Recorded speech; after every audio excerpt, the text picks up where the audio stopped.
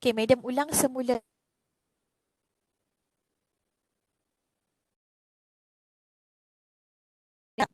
Tak dengar juga. Dengar madam. Dengar. Cuti Maksudnya kamu akan masuk balik dalam 5 Oktober. Start 5 Oktober kita akan buat face to face kan? Betul tak? Betul, madam. Madam. Untuk pembentangan Kita buat face to kedua, face, madam. yalah, habis kita nak buat macam mana kan kita dah face to face 5 Oktober. Yelah, kan ada setengah kelas yang tak face to face. Baik, dengarkan. Okay, madam akan buat untuk kelas 2 jam face to face, 1 jam online. Okay. Boleh. So, Madam, boleh. okay. Berapa lama lagi kamu nak online kan? Kamu pun mestilah bosan buat online kan, betul tak? Tak, madam, kuota habis. Yalah. Madam. So kita akan buat face to face start 5 Oktober selepas cuti semester, pertengahan semester kita akan buat online. Okay, 2 jam face to face, 1 jam online. Okay, madam ulang balik 2 jam face to face, 1 jam online untuk kelas madam. Okay. Okey. So, blog itu seperti yang terpapar dekat kamu punya, okay, yang tak dengar madam cakap ni, kamu boleh tengok balik nanti dalam record nanti Nanti madam akan bagi link tersebut. Okay, yang sekat-sekat ke apa ke, nanti boleh tengok balik So, ini adalah contoh blog yang madam nak kamu hasilkan topik yang kamu dapat. Okay, topik tersebut madam yang akan bagi kepada kamu dan madam akan letakkan dia di dalam Google Classroom di bawah senarai ahli kumpulan. Okay. Dan kamu dikendaki untuk adakan gambar, mencari gambar dan juga poin dia. So, markah blog ni adalah berdasarkan kepada desain yang cantik, menarik, tertarik, background yang menarik, isi yang padat, yang tepat dengan tajuk yang kamu dapat. Boleh? Okey. Yang kedua, sekiranya ada kumpulan yang nak buat video, anda dikendaki untuk membuat video yang informatif. Video yang informatif, bukan video yang sekadar video saja. So, video yang informatif contohnya menggunakan aplikasi PowerToon. Okay. So, kita akan tengok yang video dari aplikasi PowerToon ni, contoh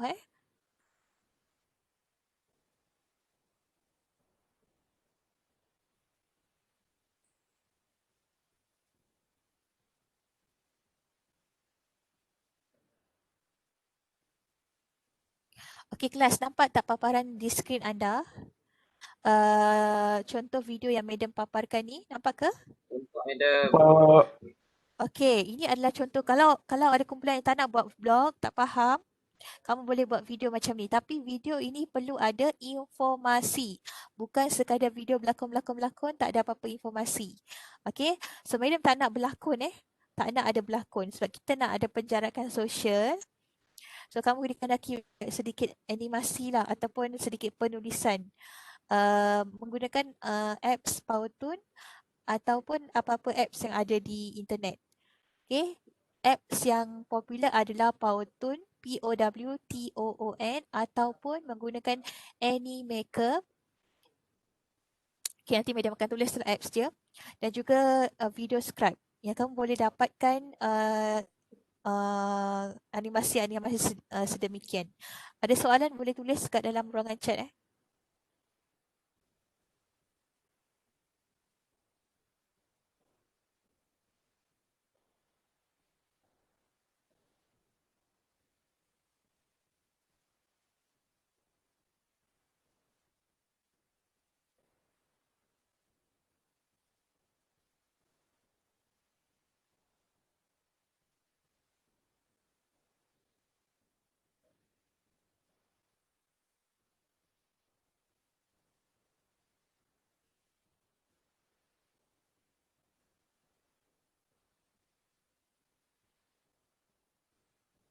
Okey, ini adalah ini dia buat menggunakan PowerToon, aplikasi PowerToon. Okey, so ikutlah masing-masing sama ada kamu nak buat blog ataupun kamu nak menggunakan PowerToon yang kamu dapat. Setakat ni ada soalan tak? itu adalah untuk tugasan e-folio Selepas kita habis bentang nanti, lepas cuti kita habis pembentangan kedua, kita akan teruskan dengan tugasan ketiga iaitu buat e-folio. Okay, madam ulang balik e-folio, kamu kena buat sama ada kamu nak buat blog ataupun video menggunakan aplikasi Powtoon, Filmora ataupun Videoscribe. Okay, dan hantar kepada madam dalam bentuk URL address. Okay. Address sahaja yang kamu perlu hantar. Okay, kelas setakat ni ada soalan tak? Okay, kalau Tak ada, madam. tak ada Okay, kalau tak ada soalan. Saya ada soalan. Okay, soalan apa?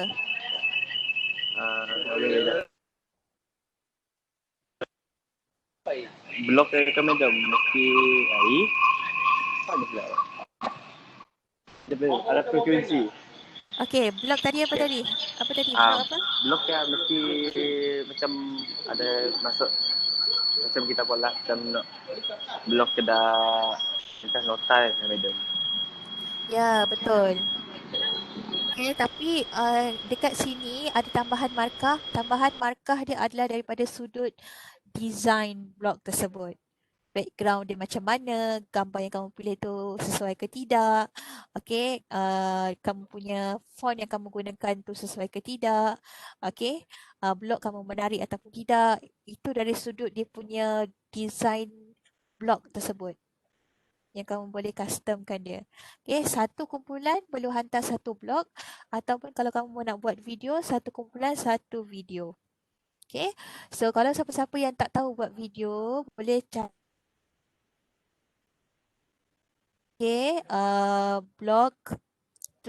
blogspot tutorial for ni. Nampak tak dekat skrin yang madam tunjuk ni? Step by step how to create a blogger blog with a custom domain name. Okay?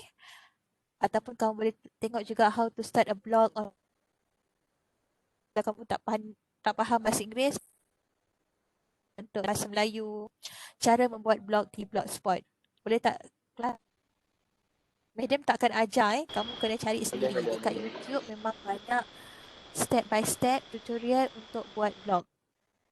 Okay, sekiranya kamu tak nak buat blog, kamu nak buat video, kamu juga boleh tulis dekat YouTube untuk Powtoon tutorial. Okay, tutorial for beginners. Okay, belajar dari sini Sekarang ni belajar semua di hujung jari sahaja. Okay, kalau tak faham bahasa Inggeris, boleh cari tutorial yang dalam bahasa Melayu. This one, tutorial Powtoon lengkap. Okay, tengok dahulu and then you practice daripada video tersebut. Boleh kelas? Okay, nanti naik cuti. Selepas cuti, after week-sem break, madam nak tanya kamu pilih buat blog ataupun kumpulan kamu pilih untuk buat video. Okay? Okay, kalau ada soalan tulis dekat ruangan chat nanti madam akan baca. Kalau senyap saja madam assume tak ada soalan lah, semua faham lah. Okay, kalau tak ada soalan kita masih ada setengah jam 30 minit lagi, kita akan teruskan. Topik yang pertama, kedua, ketiga, kita dah cover dalam pembentangan yang kamu hasilkan. Okay, pembentangan 1, pembentangan 2 telah merangkumi topik 1 hingga topik yang ketiga. So, madam akan teruskan dengan topik yang keempat. Okay, berkaitan dengan pemantapan madam kalau buat YouTube ke ataupun tidak. Kalau buat video, ikutlah masing-masing ada akaun YouTube ke? Ada. Siapa ni? Luqman ke Hakim ni? Ada akaun YouTube ataupun tidak? Ada. Kalau ada akaun YouTube, boleh upload di YouTube dan bagi madam link sahaja. Kalau tak ada akaun YouTube, boleh letak di Google Classroom untuk submission, untuk penghantaran. Okay? Bagi mereka yang ada YouTube account, boleh upload di YouTube dan bagi madam link sahaja. Kalau grup yang tidak ada account YouTube, boleh letak di Google Classroom. Upload di Google Classroom. Okay? Okey, Okey. seterusnya pemantapan kesepaduan nasional Malaysia untuk topik yang keempat. Ini kita belajar berkenaan dengan memahami proses pemantapan kesepaduan nasional di Malaysia. Pelajaran topik yang keempat, kita membincangkan proses pemantapan kesepaduan sosial di Malaysia, mengaplikasikan kesepaduan sosial dalam kalangan masyarakat Malaysia. Okey, apa itu kesepaduan sosial? Kesepaduan sosial ni lebih kepada mewujudkan satu perpaduan dalam kalangan yang majmuk di Malaysia. Bagaimana nak mengekalkan? Kalau mewujudkan tu perkara senang, tapi untuk mengekalkan perpaduan itu merupakan antara satu jalan yang agak sukar. Okey. So kita akan melihat berkenaan dengan detik perpaduan dan juga detik perbezaan kesepaduan nasional, kesepaduan sosial, etos nasional, penyatu paduan, proses diusaha dari sudut etnik, tahap keetnikan, batas etnik, hubungan sosial rentas etnik, alat penyatu paduan, tawar-menawar, perundingan dan perantaraan.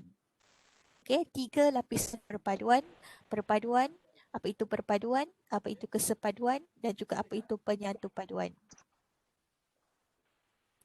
Okey, tingkat dia daripada perpaduan menjadi kesepaduan, menjadi penyatu paduan. Okey, kesepaduan merupakan matlamat akhir yang diidamkan dalam sesebuah masyarakat ataupun negara yang berbelah etnik. Okey, dari sudut bahasa dan sosiologi, kita akan melihat dari sudut penyatu paduan, dari sudut bahasa dan okey, kesepaduan bermaksud keadaan bersepadu, menjadi kesatuan yang utuh. Keadaan yang aman, bila kita telah bersatu padu, ia akan mencapai tahap keamanan yang lebih stabil, kemakmuran dan sejahtera yang dicapai tetapi diakui masih terdapat perbezaan dalam bentuk defisit sosial yang wujud dalam sesebuah masyarakat. Okey, proses penyatu paduan adalah satu proses yang berterusan pada peringkat semua lapisan masyarakat untuk menyelesaikan defisit sosial, berwahanakan tapak integrasi, berprinsipkan tawar-menawar, perundingan dan mediasi. Okey, apa itu defisit sosial? Defisit sosial ni adalah merujuk kepada tahap perpaduan dalam negara tersebut. Okey, adakah daripada skala 1 hingga skala 10, berapakah tahap perpaduan di Malaysia? Okey. Kalau defisit sosial masih makin rendah, contohnya di tahap 5-4, dia memerlukan kepada konsep perundingan ataupun mediasi dalam mengekalkan perpaduan dalam negara. Okey. Seterusnya adalah Malaysia dari kesatuan kepada perpaduan. Okey, kita ada sejarah dalam mencari kesatuan. Okey, seterusnya kita membina kesatuan yang berterusan dan kita berdepan dengan perkara yang memecah belahkan kaum di Malaysia, terutamanya peristiwa yang kita tahulah. Semua orang mesti tahu peristiwa ni. Kalau saya kata apa itu peristiwa pada 13 Mei 1969, apa dia peristiwa pada 13 Mei 1969 tu? Peristiwa apa yang berlaku pada 13 Mei 1969? Peristiwa Nas. Bayu Kayana. Akibat daripada apa tu? Rentetan daripada apa? Perkauman. Okey, isu perkauman, rentetan daripada apa? Pilihan raya yang wujud pada ketika itu. Okey, berlakunya ketidakpuasan hati, akhirnya menyebabkan kepada pergaduhan yang lebih besar. Okey, antara kaum-kaum di Malaysia. Okey. Sebab itu bila sebut saja 13 Mei 1969, semua orang mesti tahu Jangan ada yang tak tahu. Kalau saya kata 16 September 1963, apa yang berlaku pada hari tersebut? Dah Hari bergosip Malaysia, sudah. madam. Hari Malaysia. Okey, kalau saya kata 13 Ogos 1957, ada apa? Hari Merdeka. Malaya Merdeka Malaya Merdeka pada 13 Ogos 1957. Sarawak Merdeka pada 1963. 16 September. banyaklah kamu. Yang kamu sambut akhir Sarawak tu pada 16 September ke? Bendera Union Jack diturunkan. Saya kata Sarawak Merdeka pada bila? Bilakah Sarawak Merdeka?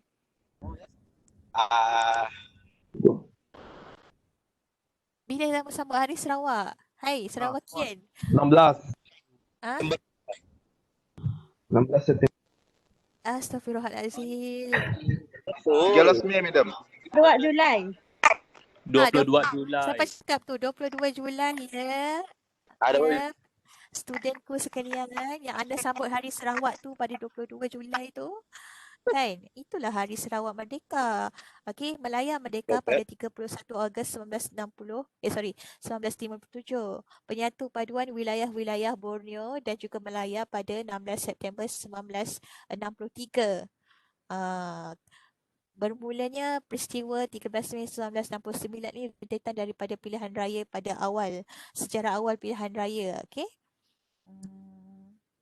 Dan ketika itu Singapura masih lagi bersama membentuk Kesatuan Malaysia. Okey. Seterusnya untuk langkah rentetan pasca daripada peristiwa 13 Mei 1969 ni, tertubuhnya satu rukun dipanggil rukun negara, iaitu satu ideologi negara. Okey. Rukun ini dibentuk akibat daripada peristiwa inilah, peristiwa 13 Mei 1969. Okey, yang ada 5 perkara yang kamu baca setiap ikrar dekat sekolah tu kan: kepercayaan kepada Tuhan, kesetiaan kepada raja dan negara, keluhuran perlembagaan, kedaulatan undang-undang, kesopanan dan kesusilaan. So 5 rukun negara ini dibuat sebagai salah satu daripada ideologi negara rentetan daripada peristiwa 13 Mei 1969. Kita dah berpecah dan berhuru-hara bagaimana kita nak membentuk semula kesatuan supaya kita dapat bersatu padu dalam keadaan masyarakat yang majmuk. Okey, bagaimana bermulanya masyarakat majmuk ini adalah pada kurun ke-19, di mana British membawa masuk imigran-imigran daripada negara India dan China untuk bekerja di Malaya pada ketika itu. Okey, supaya dia dapat membawa balik rempah ratus dan semua hasil-hasil bumi ke Eropah. Telah berlakunya revolusi perindustrian di Eropah pada ketika itu. Okay, antara langkah lain yang diperkenalkan oleh kerajaan pasca 13 Mei 1969 adalah memperkenalkan rancangan Malaysia Kedua, iaitu antara satu strategi dalam rancangan Malaysia ni adalah ekonomi serampang dua mata. Okey, maksudnya ekonomi yang mempunyai kek ekonomi yang besar. Contohnya dalam satu pecahan 50% kepada kaum bumi putera, 50% kepada kaum bukan bumi putera. Okey. So dia nak menghapuskan kemiskinan dalam kalangan masyarakat. Okey. Dan juga untuk membentuk perpaduan dalam kepelbagaian. Susah untuk membentuk perpaduan dalam keadaan kepelbagaian ni. Kita masing-masing mempunyai idea yang berbeza, agama yang berbeza, kepercayaan yang berbeza. Bagaimana kita nak membentuk dalam keadaan kepelbagaian tersebut? Okey, walhal negara-negara yang mempunyai satu bangsa sekalipun masih lagi berpecah. Okey, lagikan kita ni yang kepelbagaian ini kan nak membentuk satu perpaduan supaya keadaan kita stabil, politik yang stabil. Sekarang pun Malaysia masih lagi dalam tempoh pandemik COVID-19 dengan politik yang tidak stabil, dengan semua orang nak ada kuasa, semua orang nak belum-belum nak ada kuasa, okay? Dengan pandemik yang makin lama makin meningkat. Ini semua adalah salah satu daripada perkara yang perlu kita fikirkan. Okey, adakah pemimpin-pemimpin sekarang ini tidak memikirkan masalah rakyat ataupun tidak memikirkan kesihatan rakyat atau bagaimana? Okey, perlu ke berlakunya pilihan raya dalam keadaan COVID-19? Okey, ataupun adakah kita perlu memfokuskan kepada COVID-19 lebih dahulu kerana pandemik ini adalah bersifat worldwide, adalah bersifat besar dunia yang masih lagi mencari-cari vaksin yang sesuai. Okey, kita tidak boleh menjangkakan, kita tidak boleh menjangkakan apa yang berlaku, dan kita tidak menjangkakan pun kita hidup pada zaman sekarang ini dalam keadaan kita kena pakai face mask setiap hari bila kita nak keluar daripada kenderaan, bila kita nak keluar rumah dan sebagainya. Kita pun tidak menjangkakan perkara ini berlaku pada tahun 2020. Kan? Kita menjangkakan pada tahun 2020 ni ada kereta yang pembangunan digital yang pesat. Contohnya ada kereta, kita menjangkakan ada kereta terbang, kita menjangkakan perkara lain, tetapi perkara lain pula yang muncul. Kereta drone. Kan? wujudnya konspirasi-konspirasi, wujudnya persaingan-persaingan ekonomi antara China dan Amerika yang sangat-sangat sengit, yang sangat-sangat memberi kesan kepada negara-negara kecil seperti Malaysia, kerana kita ringgit Malaysia berhadapan dengan kemerosotan disebabkan oleh dolar Amerika yang tidak stabil. Okey, ringgit Malaysia disandarkan kepada dolar Amerika. Okey, keadaan tidak stabil, berlakunya peperangan dengan pandemik lagi COVID-19, berlaku banyak konspirasi-konspirasi yang kita baca, di mana datangnya COVID-19, kenapa munculnya virus ini yang masih lagi belum ada vaksin, yang masih lagi dalam tempoh percubaan. Okey, dan ada orang yang tidak setuju bahawa vaksin tersebut dipatentkan. Bila vaksin tersebut dipatentkan oleh sesebuah negara yang menghasilkan, maka negara-negara lain yang hendak membeli vaksin tersebut terpaksa membayar dalam jumlah amount yang agak tinggi. Contohnya, vaksin tersebut dihasilkan oleh Rusia. Rusia mematenkan vaksin tersebut. Patent ini maksudnya hak cipta. Okey, kalau kita tengok filem, kan filem tersebut kita tak boleh sebar-sebarkan melalui media sosial kerana filem tersebut dihasilkan ada hak cipta. Bila kita sebar-sebarkan filem tersebut, maka kita melanggar hak cipta dia, kita boleh disaman. Okay? So begitu juga dengan vaksin. Bila vaksin dipatenkan hak cipta, maka negara lain yang nak membeli vaksin tersebut haruslah membayar dengan harga yang tinggi. Sebab tu orang tidak bersetuju bahawa vaksin tersebut dipatenkan. Kerana setengah negara-negara kecil tidak mampu menghasilkan vaksin yang sendiri. Disebabkan oleh kekurangan fasiliti untuk menghasilkan vaksin tersebut. Okey?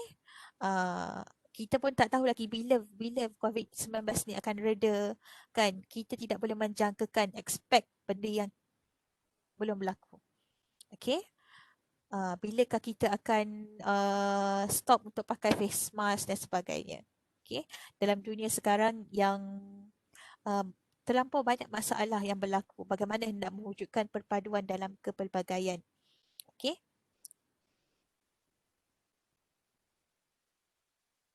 Mencari kesatuan melayak sekaligus Malaysia ibarat sebuah jigsaw.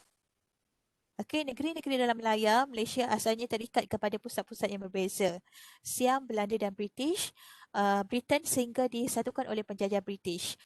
Maka melalui pembentukan kesatuan dan persekutuan, okey, membentuk Melayu Union pada 1946, British membentuk Melayu Union pada 1946 tetapi ditentang dan dimansuhkan. Lalu muncullah satu perlembagaan dipanggil Perlembagaan Persekutuan Tanah Melayu 1948 yang digunakan oleh semua negeri di Malaya. Okey, selepas itu kemerdekaan Malaya pada 1957 dan penyatuan wilayah-wilayah Malaya, Sabah dan Sarawak membentuk Malaysia pada tahun 1963. Okey, membina kesatuan berterusan melalui wujudnya tapak integrasi. Okey, tapak integrasi ialah ruang dan titik pertemuan di antara kelompok strategik di Malaysia, etnik, agama, parti politik, NGO, masyarakat sivil dalam pelbagai bentuk. Contohnya, Communist Liaison Committee, pemimpin elit kaum-kaum, penubuhan parti-parti politik, institusi pilihan raya yang diwujudkan pada tahun 1952, sejarah institusi pilihan raya ataupun dipanggil Suruhanjaya Pilihan Raya pada tahun 1952.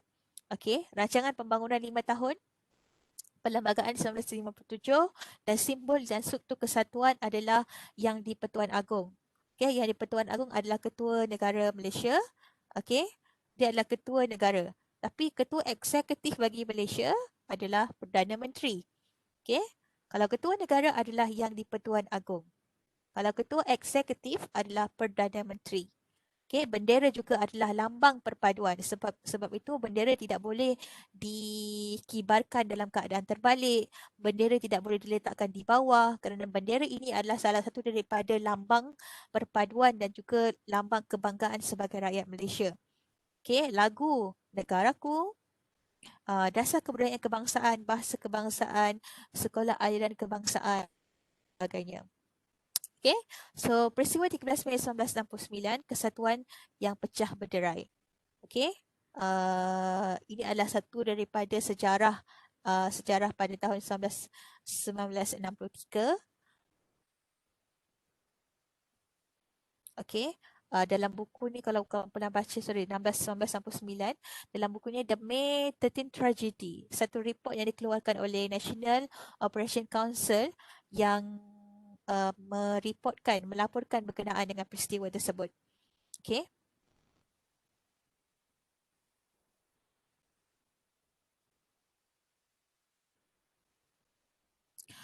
Okey, dalam rancangan Malaysia kedua, sekitar tahun 1971 hingga 1975, kamu pun tak wujud lagi, kamu pun tak lahir lagi ke dunia ini. Okey, ini adalah rancangan Malaysia kedua, sebab itu kita kena belajar sejarah. Okey, sebab itu kita kena tahu sejarah. Kalau kita tak tahu sejarah, kita tak tahu pun kenapa Japanese menawan Malaya. Kenapa Japanese tu, orang Jepun bersemangat wajar, semangat kamikaze oleh masyarakat Jepun. Okey. Kenapa US menjatuhkan bom atom di Hiroshima dan Nagasaki. Kesemua peristiwa-peristiwa ini berlaku bila kita baca sejarah. Kerana kita tidak wujud pada zaman tersebut. Kita tidak wujud pada tahun 1969. Kita tidak wujud pada tahun 1963. Kita tidak wujud pada tahun 1971. Okey. Sebab tu pentingnya history. Pentingnya sejarah. Okey. Perpaduan negara adalah matlamat yang penting sekali bagi negeri ini. Masa ini negara berada di peringkat pembangunan ekonomi dan sosial yang mustahak bagi menitik beratkan penyatuan sosial, pembahagian pendapatan yang lebih seimbang dan peluang untuk perpaduan dan kemajuan negara. Ini adalah satu petikan daripada laporan rancangan Malaysia kedua. Sebab tu dia punya perkataan ada pakai bahasa Melayu lama sekitar tahun 1971.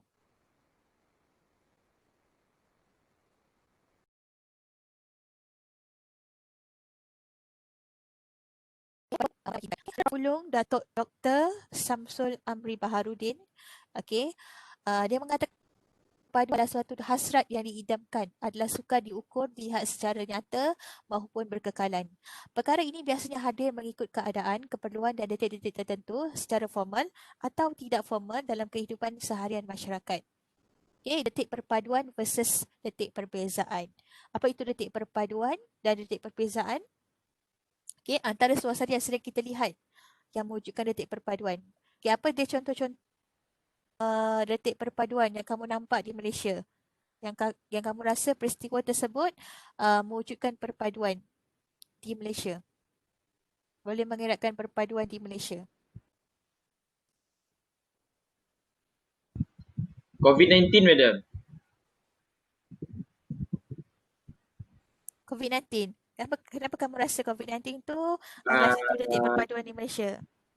Banyak negara ataupun negeri bersatu padu untuk membanteras penyakit COVID-19. Frontliner ada, banyak frontliner. Okay. So frontliner tu bekerjasama antara satu sama lain membanteras COVID-19. Bukan sahaja dari doktor-doktor, dari pegawai kesihatan, tapi juga daripada pegawai keselamatan negara, askar, tentera, polis, semua bekerjasama untuk membanteras pandemik COVID-19.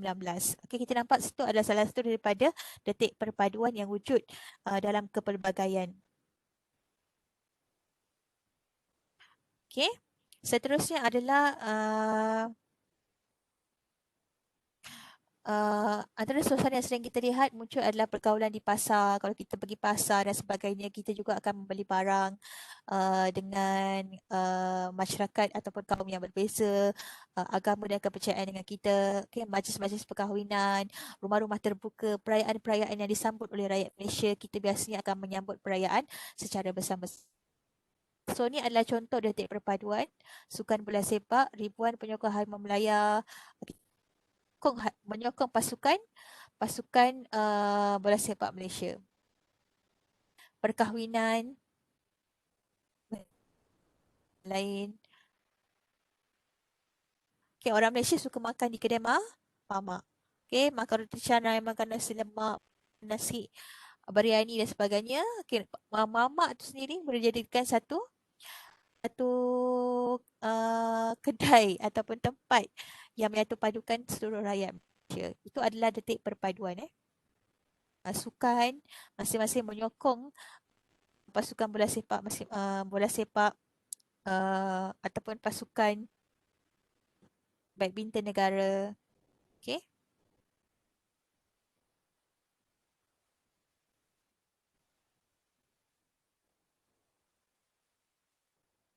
Okay, Madam rasa setakat ini saja dulu untuk hari setakat Dah. tak ada. Okay, kalau tak ada kita dismiss. Sekejap, ada soalan ke ni? Madam kalau buat YouTube, okay dah. Okay, tak ada soalan Okay, untuk itu perbaiki balik semula pembentangan yang kedua mengikut komen yang Madam Okey. bagi. Dan juga untuk e-folio nanti Madam akan bagi tajuk dekat Google Classroom. Dan kamu kena fikirlah kamu nak buat video ataupun nak buat blog dengan tajuk tersebut. Okay? Okey. Okay, terima kasih semua. Anda boleh dismiss dan siapa yang belum tulis lagi nama, sila tulis untuk kehadiran. Yang dah tulis boleh keluar daripada Webex. Kita akan jumpa selepas syuting. Oh, Okay, terima kasih.